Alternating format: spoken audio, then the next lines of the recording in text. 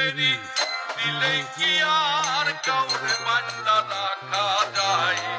শিকল বেরি দিলে কি আর কাউরে বান্দা রাখা যায়? যদি থাকিতে না চায় কি লাভ হইল শিকল বেরি দিয়া পাখির পায়? আমার বন্ধুলা পাখিটা এখন উড়িয়া বেড়ায়, কি লাভ হইল শিকল বেরি দিয়া পাখির পায়? শিকল বেরি দিলে কি আর কাউরে বান্দা রাখা যায়?